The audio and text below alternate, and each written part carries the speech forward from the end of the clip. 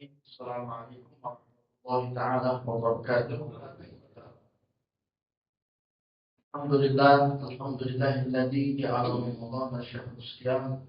Asyhadu an la ilaha illallah wa asyhadu anna Muhammadan abduhu wa rasuluh. Allahumma shalli wa sallim wa barik ala sayyidina wa maulana Muhammadin wa ala alihi wa sahbihi wa man wala la haula wa la quwwata illa billah amma ba'du wa ba'da tahiyyah. Syukur kepada Allah Subhanahu wa taala. Alhamdulillah. Di siang hari ini selepas pada zuhur dalam keadaan siang kita dapat melaksanakan sholat Jumat berjamaah serta dilanjut dengan kajian. Mudah-mudahan ini salah satu penggapaian daripada keriduan Allah Subhanahu wa taala. Lawat bertanya salam tak lupa kita curahkan di kalimat juga Nabi Muhammad sallallahu alaihi wasallam, para keluarga, sahabat dan kita selaku umat, insyaallah mudah-mudahan kelak mendapat syafaat dari Rasul sallallahu alaihi wasallam. Hadirin parlemen, para direksi, para karyawan, para jamaah salat awal yang dirahmati Allah Subhanahu wa taala. Alhamdulillah kembali lagi kita di pekan ini untuk mengaji tentang masalah Ramadan ya. Mudah-mudahan duduknya Bapak walaupun agak riuh-riuh, mudah-mudahan itu sebagai suatu amalan ibadah. Jadi kata Rasulullah, julus suka saatan, dudukmu walaupun sesaat di majlisil ilmi, di dalam majlis ilmu, khairun bi alfi rakaati minas shalah. Jadi duduknya kita di majlis ilmu walaupun sesaat lebih utama ketimbang salat sunnah 1000 rakaat. Jadi mudah-mudahan walaupun ya, kita cuma sesaat, beberapa menit, udah gitu dipakai tidur sama nyender, nikmat luar biasa, tetap itu sebagai suatu fadilah yang besar mata Allah Subhanahu wa taala. Kewajiban orang itu kan belajar. Adapun masuk mau kagak itu bukan kewajiban, Pak. Ya kalau masuk ngaji alhamdulillah, berarti rezeki jadi ilmu. Kagak masuk berarti emang ya dapat kan kita. Jadi kalau nggak masuk pun nggak ada masalah. Kewajibannya cuma disuruh untuk ilmu. Orang untuk ilmu, insya Allah dapat ilmu. Bismillahirrahmanirrahim. Qala al-musannif rahimahullahu taala wa nafa'na wa bi ulumi fid darain amin yang mujib as-sa'ilin. Kita lanjut untuk pembahasan seputar Ramadan dalam kitab Tadhib Matan Takrib ala madhab al-Imam Asy-Syafi'i yang ditulis oleh Syekh Abdul Syujah. Biasa kitab ini dipakai di negara-negara Mesir, Malaysia, Indonesia yang memang ulama bermazhab ala Imam Asy-Syafi'i radhiyallahu taala anhu. Faslun hada faslun wa yahrumu siyamu khamsata ayyamin. Kalau kemarin kita bahas tentang yang disunahkan di dalam puasa, ini sekarang kita bahas yang diharamkan puasa pada hari-hari tertentu. Wa yahrumu dan haram apa siyamu khamsati ayyamin, puasa pada 5 hari. Ternyata ada hari yang diharamkan berpuasa. Mentang-mentang kita ini ahli tirakat, senangnya puasa, tapi ingat juga ada hari-hari yang diharamkan berpuasa. Hari apa aja yang diharamkan yang berpuasa? Yang pertama al-idani, 2 hari raya. Jadi 2 hari raya diharamkan kita berpuasa. Rawiya Imam Muslim an Abi Hurairah radhiyallahu anhu anna Rasul sallallahu alaihi wasallam naha an siyamin yaumain. Jadi Rasulullah melarang 2 puasa. Apa yang 2 tersebut? Yaumul Adha wa Yaumul Fitri. Yang pertama hari raya Idul Adha, yang kedua hari raya Idul Fitri. Itu haram berpuasa tuh, Pak. Maka dikatakan dalam riwayat yang lain, An Ka'b bin Malik radhiyallahu anhu Rasul sallallahu alaihi wasallam mengatakan, apa kata beliau? Annahu la yadkhulul jannah illa mu'min. Enggak bakalan masuk surga kecuali orang yang beriman. Wa ayyamu minni, dan adapun hari-hariku, yakni ayyamu kulli aklin wa syurbin, yakni hari di mana hari dianjurkannya untuk makan dan minum, yakni hari raya. Makanya sunnah di hari raya makan yang enak-enak, Pak. Sunnah tuh, Pak. Jadi biasanya makan ikan, hari raya itu silakan tuh. Kalau di Indonesia semur, daging, dan sebagainya itu disunahkan. Makanya perusahaan itu luar biasa di kita, terutama di Indonesia, kebijakannya luar biasa. Ada kata-kata THR. tambahan hari raya. Itu menunjang kesunahan kita untuk makan enak di hari raya. Itu sunah tuh, Pak. Jadi kalau bapak punya duit banyak, jangan pelit sama bini. Kasih duit yang banyak, suruh masak yang enak. Karena di hari raya sunnah hukumnya. Jangan sampai di hari raya launya biasa-biasa saja. Kita pengen dapat fadilah sunnah. Maka apa yang disuka di keluarga, silakan. Belanjakan yang enak-enak, itu karena sunnah di hari raya makan enak. Tapi walaupun dianjurkan makan dan minum, ingat kulu washrobu halalan thayyiban wala tusrifu. Kata Allah, makan minumlah kamu yang halal dan thayyib. Halal dan juga thayyib. Terkadang ada halal nggak thayyib, Pak. Bapak punya penyakit darah tinggi. Daging kambing, sate kambing halal. Tapi buat orang yang darah tinggi nggak thayyib. Maka jangan dimakan, Pak. Itu halal tapi nggak thayyib. Buka puasa makan sop kambing. Habis tarawih makan pakai sate kambing. Setelah habis makan sate kambing, makannya hari buahnya durian. Habis durian ditambah lagi minuman yang mengangkut up daripada darah tinggi dan lain sebagainya. Memang halal semuanya, tapi nggak thayyib. Diperintahkan dalam Al-Quran halalan thayyiban. Halal dan juga thayyib. Kalau sudah halal, sudah thayyib, wala tusrifu, jangan berlebihan. Kalau berlebihan pun akan mendatangkan suatu mudarat. Maka perintah Al-Quran jelas. Halalan thayyiban wala tusrifu. Walaupun hari raya itu dianjurkan untuk makan minum, tetapi jangan wala tusrifu. Jangan berlebihan. Kemudian hari apa aja lagi yang diharamkan berpuasa? Yang kedua, wa ayyamut tasyriqis salasah. Yang kedua, yang ketiga, yang keempat, dan yang kelima adalah hari-hari tasyrik.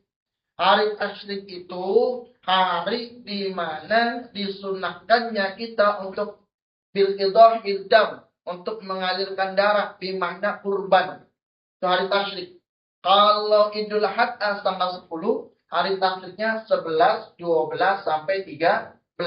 Itu diharamkan berpuasa. Di situ dialihkannya, disunahkannya untuk menyembelih hewan kurban. Itu hari tasyrik. Itu diharamkannya kita puasa. Maka ada 5 hari yang diharamkan puasa. 2 hari raya, 3 hari tasyrik. Itu haram berpuasa. Selain yang diharamkan hari berpuasa, ada juga yang dimakruhkan. Wa yukrahu shaumu yaumaz syakki. Dan dimakruhkan puasa pada hari syak. Hari Sabtu artinya ragu-ragu. Illa ayyuwafiqa hadatan lahu. Kecuali hari yang sudah terbiasa dengan berpuasa. Kapan harinya dimakruhkan puasa? Dimakruhkannya ini wa huwa yaumus salatina min Sya'ban. Hari ke-30 pada bulan Sya'ban. Ketika mau sidang isbat. Terakhir pada bulan Sya'ban. Itu dimakruhkan puasa. Kalau bisa, nggak usah puasa. Lebih baik kita nunggu sidang isbat. Karena ketika hari terakhir bulan Sya'ban, khawatir ketetapannya sudah datang Ramadan, maka lebih baik tidak dianjurkan puasa. Bulan Islam itu rata-rata 29. Tapi kalau hilal nggak kelihatan, maka digunakan menjadi 30. Makanya ketika kita bicara masalah sidang isbat, itu para ulama, para masyayikh menentukannya adalah benar-benar mengandalkan alam. Melihat yakni ra'aitumul hilal, di mana melihat bulan. Karena perintahnya jelas, puasa maupun pada hari raya, perintahnya sumu, puasalah kalian li ru'yatil hilal, dengan melihat hilal, di makna melihat bulan. Jadi ketika kita yang tidak mengerti tentang ilmu falak, jangan semena-mena menyalahkan Menteri Agama, menyalahkan Majelis Ulama Indonesia. Mereka pun menentukannya ijtihadnya dengan kehati-hatian.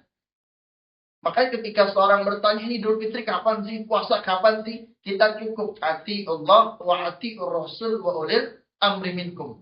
Kita cukup taatin daripada Allah dan Rasulnya, kemudian taat kepada ulil amri, bermakna pemerintah. Selama itu yang diistihadkan baik, wajib kita mentaatinya.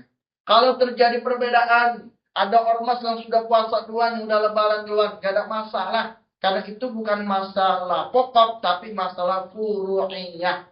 Bukan masalah akidah, tapi masalah furu'iyah. Apa itu furu'iyah? Furu'iyah itu artinya ijtihad.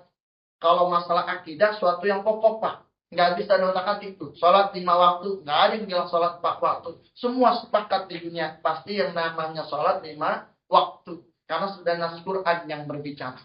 Tapi kalau masalah hilal, itu pasti ada perbedaan. Karena yang satu pakai yang namanya wujudul hilal, satu pakai yang namanya metode hisab. Jadi dihitung tuh bulan. Jadi kalau ada suatu ormas, puasanya sudah menentukan jauh-jauh hari, karena dia pakai metodenya metode hisab, menghitung bilangan hari. Kalau yang pakai metode hilal, menentukan itu benar-benar di hari terakhir pada bulan tersebut dengan melihat bulan. Kalau cuaca lagi cerah bisa kelihatan, dan berapa derajat yang harus didapatkan daripada melihat itu. Setelah itu, ada yang namanya apa? Sumpah. Agar benar-benar nanti orang yang mengikuti dari penglihatan hilal itu benar-benar ibadahnya sesuai dengan kaidah-kaidah yang diajarkan oleh Rasulullah SAW. Waman wati'ah, yang selanjutnya selain yang hari-hari diharamkan dan hari-hari yang dimakruhkan, ada beberapa yang dilarang di dalam berpuasa. Di antaranya waman wati'ah, barang siapa yang bersenggama bina hari Ramadan, pada siang hari pada bulan Ramadan, amidan secara sengaja, fil farji fa'alaihil qada, berhubungan badan antara suami dan istri, maka wajib baginya qada wal kafaratu, dan juga kafarah. Selain daripada diharamkan hari-hari berpuasa dan makruh, ada juga sesuatu yang diharamkan di dalam berpuasa. Dalam artian, ketika kita melanggar akan menemui qada dan juga kafarah. Di antaranya adalah ketika kita itu berhubungan badan sama istri kita, walaupun itu halal berhubungan badannya, tapi di dalam keadaan puasa pada bulan Ramadan, maka ada yang namanya qada wal kafarah. Kafarah itu apa? Denda. Kafarah itu apa? Dam. Wahia, adapun kafarahnya, itqu raqabatin mu'minatin. Yang pertama, dendanya itu atau kafarahnya membebaskan budak yang beriman.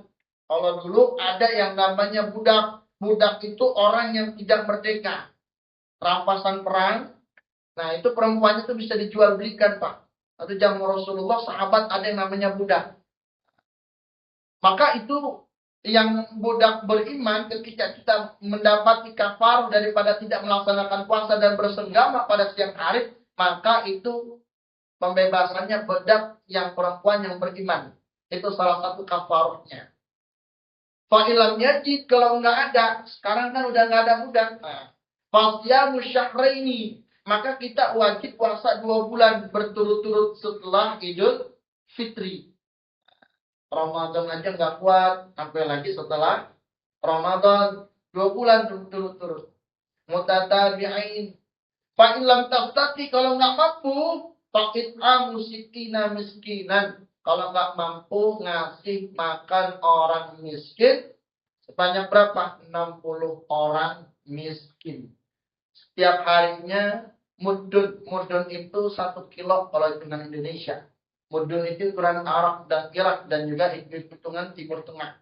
Maka mudun di sini diartikan 1 kilo. Nah, biasanya orang genapin 1 liter.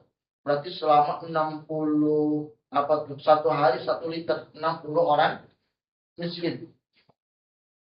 Hanya kalau lagi puasa jangan dekat-dekat sama istri. Kalau lagi siang hari. Sampai lagi yang masih produktivitasnya tinggi. Sahurnya makan toge. Bukanya makan toge juga. Tahu itu kan ada togenya, Pak. Habis makan toge, makan kacang hijau. Itu kan produktivitas tinggi itu, Pak. Itu kalau nggak disalurkan itu paling ngeplong itu, Pak.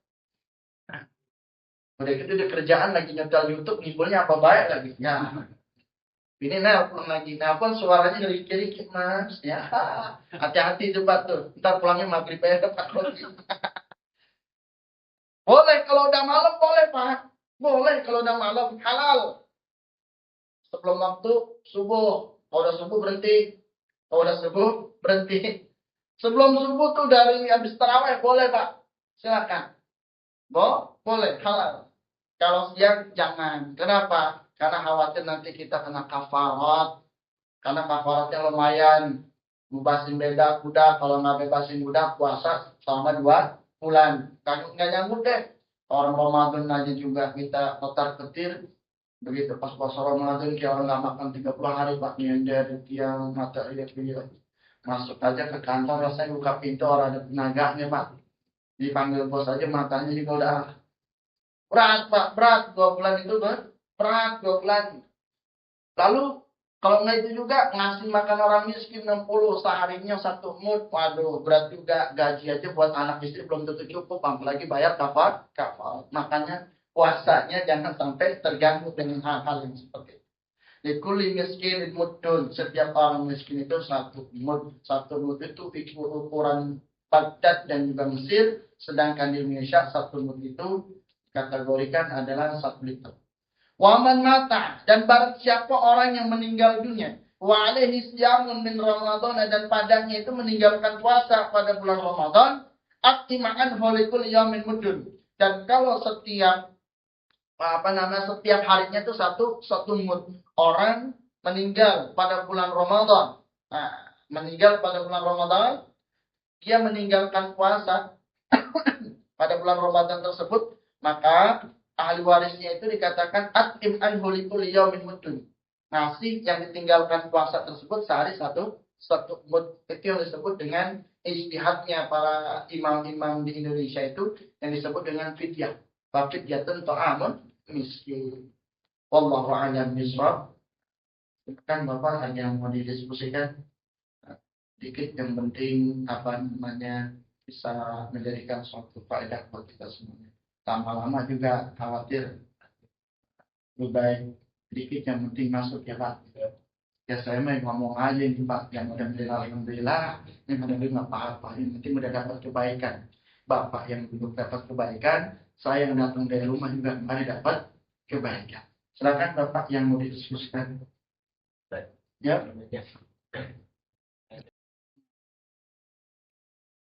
Hukumnya itu bagaimana, hubungannya seperti apa, apakah iman atau bagaimana? Mungkin bisa lebih tidak celakanya apa lebih mudah. Sebelum kita ke situ, saya jawab dulu tentang masalah hubungan waqi'ah itu artinya, mohon maaf ya, iltiqa'ul khitanain, bertemunya 2 khitan antara khitan laki-laki dan perempuan. Mohon maaf, kan bagian laki-laki ada yang bekas dihitan, ya Pak. Kalau yang bekas dihitan itu, yang helmnya udah masuk ke dalam farad perempuan, itu dikategorikan sudah dukul. Itu yang disebut dengan sudah kategori, kalau orang belum nikah sudah disebut dengan zina. Jadi zina itu kalau sudah memasukkan yang helm itu Pak ke dalam, berarti itu sudah kategorinya zina. Wati'ah di sini adalah ketika lagi puasa melakukan hubungan seperti itu Pak. Yang bisa dibahas lagi, masukin gimana Ustaz? Masukin lagi. Udah pada bahas lagi. Enggak ternyata hekap. Yang harus dipecat lagi. Ini kan sebenarnya tahu, tapi mau berangkat tahu. Orang-orang polos saja kita. Jadi kalau sudah itu menenggelamkan dalam kemaluan perempuan atau istri kita, maka itu disebut dengan wati. Maka kalau kita di dalam berpuasa siang hari, hubungannya boleh. Yang diharamkan itu karena lagi puasanya. Jadi jangan salah artikan. Karena lagi puasa itu dihindarkan. Kalau istri kita, kita apain juga halal. Tetapi karena lagi puasa, kehalalan puasa itu yang tidak memperkenankan. Kalau kita melanggar itu, ada yang namanya dam atau kafarah. Yaitu disebut dengan yang namanya membebaskan budak. Kalau zaman dulu, sekarang kalau memang nggak membebaskan budak, bayarnya itu dengan puasa 2 bulan berturut-turut. Kalau memang tak nyambung juga, maka ngasih makan orang miskin selama 60 orang miskin setiap harinya mudun. 60 orang miskin setiap harinya 1 mut atau 1 liter. 60, 1, 2, 3, 4, 5, 10, besok begitu lagi. Setiap hari berarti 60 orang. Kita kasih ya 1 karung beras lah setiap hari selama 60 hari. Wah, berapa duit tuh? Beras saya sekarang udah 800.000 paling murah. Gaji saya ditah ini berapa duit itu Nah, makanya kalau lagi puasa jangan dekat-dekat dulu ya Pak. Kalau andaikan pulang cium tangan kita peluk ya boleh-boleh aja membini kita. Yang penting meluk bini kita, jangan bini orang. Peluk bini kita boleh Pak.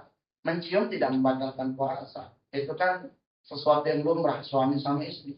Abang mau berangkat ya cium tangan, cium kening, sambil naik motor diliatin. Pengantin baru kan gitu biasa. Dan buka puasa mau dikasih apa? Ya, boleh-boleh saja, yang penting tidak wati'ah.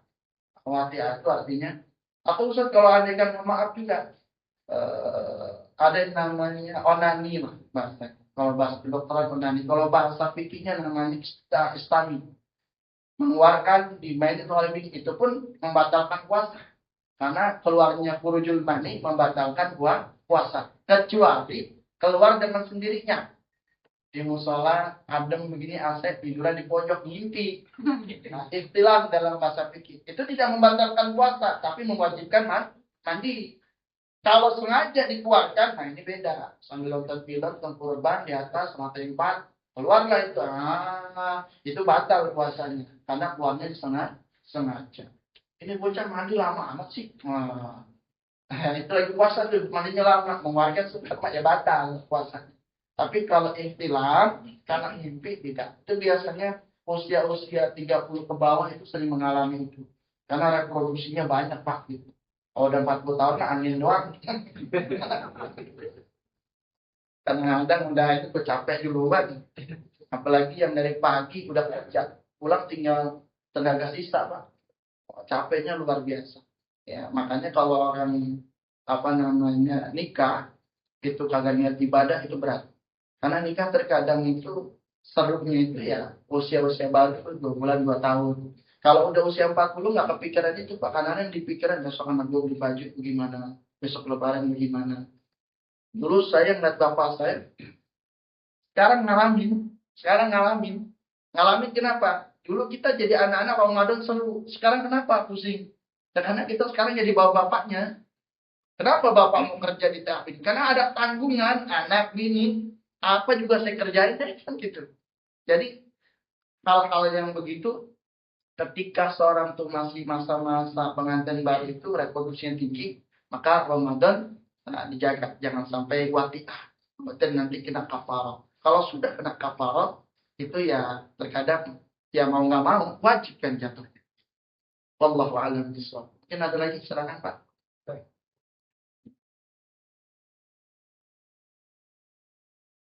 Ya. Ketika kita malam bulan Ramadan, kita malamnya berhubungan ya. Ya. Itu sebelum sahur kita diwajibkan mandi atau kita mandinya pas subuh? Nah. Saya malam main Ustaz 3 ronde. Dari jam 12 sampai jam 3. Jam 3 kan ada orang bangun sahur. Saya bangun itu saya sudah bangun. Lalu kita itu mandi dulu apa langsung sahur dulu? Yang paling bagus mandi dulu. Kenapa mandi dulu? Karena kita dalam keadaan hadas besar. Ketika dalam hadas besar melakukan kegiatan itu makruh, terutama makan. Makruh Bang. Kenapa makruh? Karena dalam keadaan hadas besar. Apalagi ketika kita sahur kan Bismillahirrahmanirrahim tuh. Maka itu kan dalam keadaan hadas besar kan ulama juga sepakat gak bagus. Kenapa? Karena kita dalam keadaan hadas besar. Lebih baik mandi dulu. Kalau bisa mandi sebelum sahur itu kalau sebelum subuh itu jangan waktu kita mandi junub aja. Sebelum mandi junub pun setiap hari itu kan salah satu jaga kesehatan juga Pak. Sebelum subuh. Itu hadisnya jelas. Rasulullah pun melaksanakan mandi sebelum subuh. Pertama, menghindari penyakit. Yang kedua, menambah awet muda Pak. Itu subuh. Karena aliran darah ketika jam 1 ke bawah mandi itu para ulama itu mempraktikkan itu. Makanya ulama-ulama kenapa sehat-sehat? Karena mandi jam sulsulain. Sulsulain itu artinya jam 2 ke bawah. Atau di 10 lain udah masuk. Jam 1 ke bawah udah masuk. Kalau mandi jam 12 ke bawah itu nggak bagus. Nah, tapi kalau mandi jam 1 ke bawah itu menambah kesehatan dan juga mengatakan riwayat tersebut menjadikan kita ini kulit lebih kencang. Jadi ketika kita habis berhubungan badan, sahur dulu apa mandi dulu? Diutamakan mandi dulu. Males banget, Ustaz, dingin, segala macam. Sahur dulu dah, khawatir keburu imsak, dan lain sebagainya. Monggo, silahkan. Kalau memang waktunya mepet karena mainnya kelamaan. Sudah mau 5 menit mau imsak, baru selesai dia. Nggak apa-apa. Yang penting hukumnya dua-duanya itu tidak ada yang mendatangkan keharaman. Cuman dianjurkan mandi dulu karena kita dalam keadaan berhadas. Dalam keadaan berhadas makan minum hukumnya makruh. Kalau malam hari-hari biasa saya habis berhubungan badan Ustaz, kan ngantuk jam 1, kadang-kadang kita main jam 10, jam 11 udahan.